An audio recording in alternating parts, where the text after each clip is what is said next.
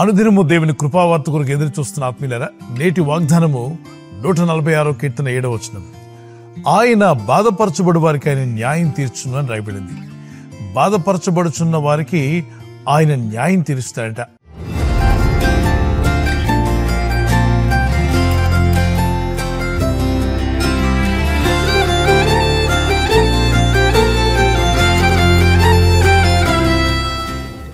కొంతమంది ఈ లోకంలో ఇతరులను బాధించడానికి పుట్టామా అన్నట్టుగా ఇతరులకు బాధ కలిగించే విధంగా మాట్లాడడం, బాధ కలిగించే విధంగా అవమానకరమైన మాటలు వారి మీద నిందలు వేయడం, ఈ పరిస్థితులు మనం చూస్తూ ఉంటాం. బాధలు ఉన్నప్పుడు పలు విధాలైన బాధలున్నాయి. అనారోగ్యంతో బలహీనతతో బాధపడుచున్న వారు కొందరైతే, ఆర్థిక ఇబ్బందులతో పరిస్థితులు బాలేక ఇబ్బంది పడుచున్నారు మరికొందరు శత్రువుల చేత బాధించబడుచున్నారు. మరికొంతమంది అయితే వారి జీవితంలో తప్పుడు నిర్ణయాల వల్ల, ఏదో ఒక రాంగ్ డిసిషన్ తీసుకోవడం వల్ల ఎందుకు అలా తప్పుడు నిర్ణయం తీసుకున్నానని బాధపరచబడుచున్న వారు ఉన్నారు. తప్పుడు నిర్ణయాలు, తప్పుడు తీర్మానాలు కూడా బాధల్లోకి మనిషిని నెట్టివేస్తాయి. దేవుని వాక్యానికి విరుద్ధంగా, పరిశుద్ధాత్మ దేవుని నడిపింపుకు విరుద్ధంగా, రాయబడిన వాక్యానికి విరుద్ధంగా కానీ, అలాగే పేరెంట్స్కి విరుద్ధంగా పిల్లలు ఈ బాధలు పెట్టుకుంటూ ఒకరినొకరు తెలుసో తెలియకో తొందరపాటు వాళ్ళు తీసుకున్న నిర్ణయాలు మనుషుల్ని బాధల్లోకి నెట్టివేస్తాయి. భర్తకు విరోధంగా భార్య, భార్యకు విరోధంగా భర్త, పిల్లలు పేరెంట్స్కి విరోధంగా తీసుకున్న తీర్మానాలు కూడా దుఃఖపరుస్తాయి.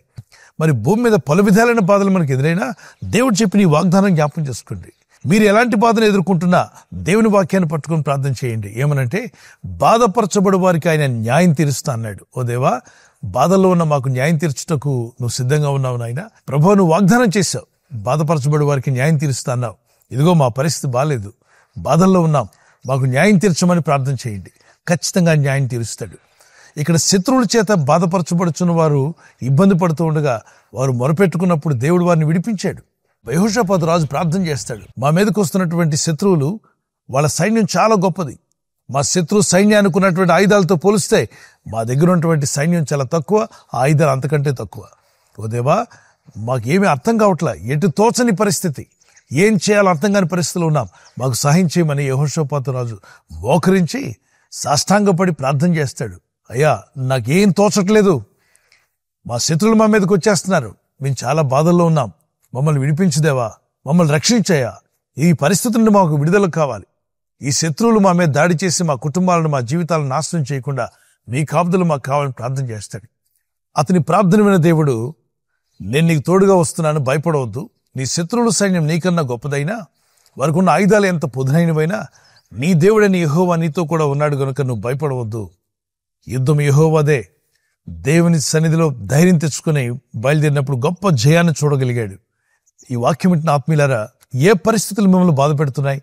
అయితే ఈ వాగ్దానం పట్టుకుని ప్రార్థన చేయండి. ప్రభువా, బాధపరచబడి వారికి న్యాయం తీరుస్తా అన్నావుగా, ఇదిగో మా జీవితాల్లో ఉన్న ఈ బాధలు, ఈ పరిస్థితులన్నింటి నుండి విడిపించమని ప్రార్థన చేయండి. ఈ వాగ్దానాన్ని ధ్యానిస్తూనే ఒక చిన్న కీర్తన పాడుకుందాం. ఆప్తులైన వారే హాని చేయ చూచిన మిత్రులే నిలువకుండినా,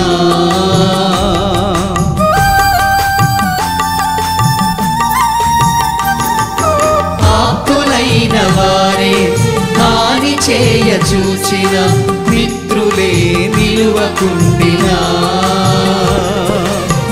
న్యాయము తీర్చే నీవు నాకుంటే, న్యాయము తీర్చే నీవు నాకుంటే, చాలు యేసయ్యా, చాలు యేసయ్యా, నమ్మకమైన దేవుడవయ్యా, నీవే చాలు యేసయ్యా,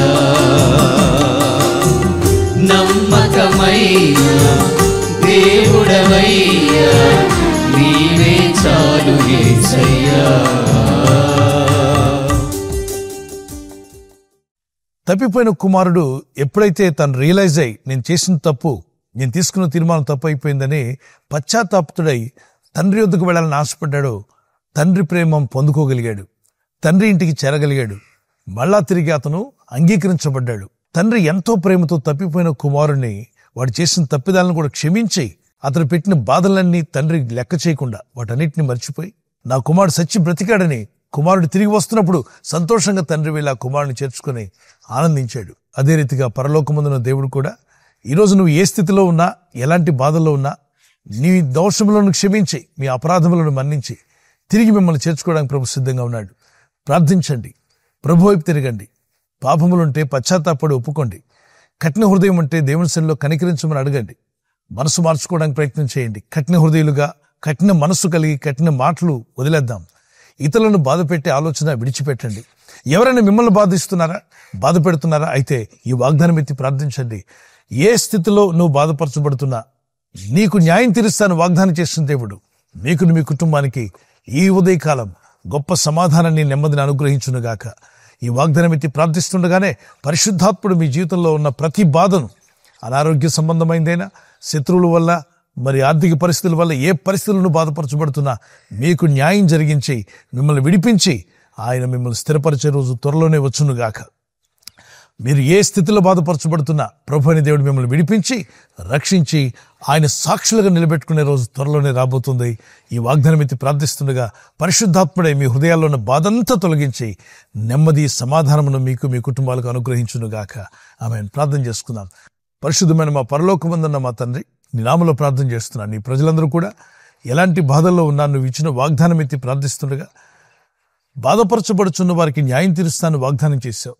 నీ ప్రజల్లో ఎలాంటి బాధల్లో ఉన్నారో, ఆర్థిక ఇబ్బందుల వల్ల కానీ, అనారోగ్య బలహీనతల వల్ల, శత్రువుల వల్ల, శోధన వల్ల ఎలాంటి పరిస్థితుల్లో బాధపరచబడుతున్నా న్యాయం తీర్చే దేవుడు నువ్వు ఉన్నావు తండ్రి. నువ్వు న్యాయం తీర్చేవాడు, విడిపించేవాడు, కాపాడేవాడు.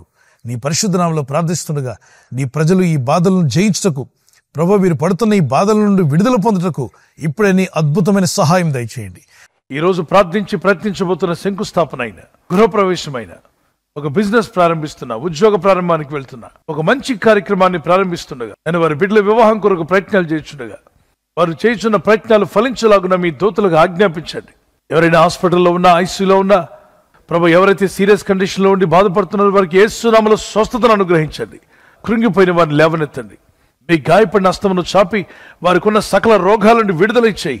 వారిని లేపి నడిపించడాన్ని సాక్షులుగా నిలబెట్టుకోండి. ఈ ఉదయకాలం ప్రతి రోగి యేసు నామములో స్వస్థత నొందునుగాక.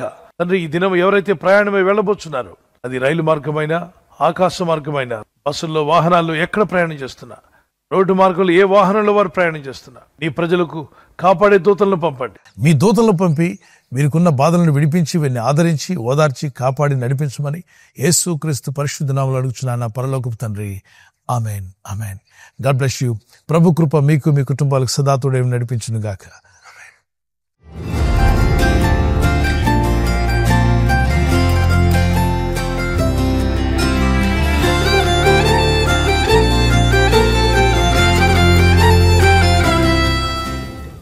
ఎవరైతే బర్త్డే జరుపుకుంటున్నారో, happy birthday to you. Many more returns of the day. May the Lord continue to bless your life with a long life. ప్రభు మిమ్మల్ని దీవించి వర్ధిల్ల చేసి ఆస్వాదించి కాపాడును గాక. ఆమేన్. మీకు ఇచ్చిన వాగ్దానం 2 Chronicles chapter 20 verse 17. 2 దినవృత్తాంతం 20:17. యెహోవా దయచేయు రక్షణను మీరు చూచెదరు. భయపడకుడి, జడికుడి. Stand firm and see the deliverance the Lord will give you. The Lord is going to give you a great deliverance. You will just stand and see in prayer. ప్రార్థనలో ఉంటూ మీరు వాటిని పొందుకుందురుగాక. May happy birthday to you. Many more returns of the day. May the Lord continue to bless you. Anniversary జరుపుకునే వారికి happy anniversary. Many more returns of the day. ప్రభు రాకడ ఆలస్యమైతే silver jubilee, golden jubilee, platinum జరుపుకునే కృపా దంపతులని మీకు దేవుడు దయచేయునుగాక. మీరు ఆదర్శ దంపతులుగా ఉండి యేసుక్రీస్తు ప్రభు యొక్క గుణగణాలు లోకానికి ప్రచురపరిచేవారుగా ప్రేమానురాగాలు ప్రభు మీకు దయచేయునుగాక. లవ్ అండ్ ఎఫెక్షన్ మీ మధ్యలో అది అధికమవునుగాక. ఆమేన్. మీకు ఇచ్చిన వాగ్దానం నెహెమయా చాప్టర్ 8 verse 10. ఆ నెహెమ్యా 8-10 చూద్దాం. యెహోవా యందు ఆనందించడం వల్ల మీరు బలమందుదురు. దుఃఖపడకుడి అని ముందు లైన్లో ఉంటుంది. దుఃఖపడకుడి, యెహోవా యందు ఆనందించడం వలన మీరు బలమందుదురు. ఇక దుఃఖపడింది చాలు. ప్రభులో ఆనందించండి, స్తుతించండి, ప్రార్థించండి. భారం ఆయన మీద మోపండి. కన్నీళ్లతో ప్రార్థిద్దాం. ప్రార్థన అయిన తర్వాత ఇక ఆనందిద్దాం. ప్రభు జవాబిస్తాడని. Joy of the Lord is your strength. Joy of the Lord is your strength. Amen. God bless you. ఈ ఛానల్ మీరు సబ్స్క్రైబ్ చేసుకోవడం వలన 2 పనులు జరుగుతున్నాయి. ఒకటి, సువార్త జరుగుతున్నది, ఆత్మలు రక్షించబడుతున్నాయి. రెండవది, పేదలకు, అనాథలకు ఈ ఛానల్ ద్వారా సహకారం అందించడం జరుగుతుంది. మనం సబ్స్క్రైబ్ చేసుకోవడం వలన అందరికీ సహాయం చేసిన వారమవుతున్నాం. ఖచ్చితంగా ఈ యూట్యూబ్ ఛానల్ ను సబ్స్క్రైబ్ చేసుకొని బెల్ బటన్ ను క్లిక్ చేయండి. మీకు వెంటనే మెసేజెస్ పంపబడతాయి.